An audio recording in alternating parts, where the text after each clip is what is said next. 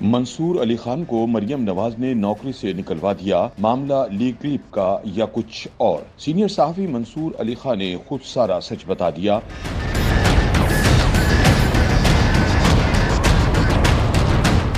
Social media پر یہ افواہیں زیر گردش ہیں کہ مریم نواز کی ویڈیو لیک کرنے پر چینل نے منصور علی خان کو نوکری سے نکال دیا ہے، اور یہ بھی کہا جا رہا ہے کہ علیم خان نے منصور علی خان کو مریم نواز کے کہنے پر نوکری سے نکالا ہے۔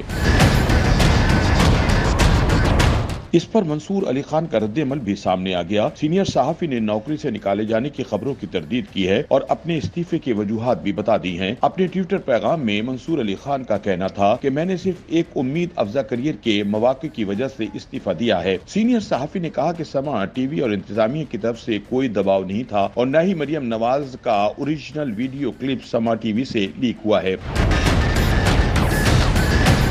منصور علی خان کا مزید کہنا تھا کہ اگلی بار ایسی افواہیں پھیلانے سے پہلے مجھے کال کریں۔ دوسری جانب کچھ صحافی حلقوں کی جانب سے دعویٰ کیا جا رہا ہے کہ منصور علی خان نے سما ٹی وی سے استعفیٰ دے کر ہم نیوز کو جوائن کر لیا ہے، جس کی باضابطہ صداقت نہیں ہو سکتی۔ کہا جا رہا ہے کہ منصور علی خان مہر بخاری کی جگہ شو کریں گے، جنہوں نے حال ہی میں ARY نیوز جوائن کیا ہے۔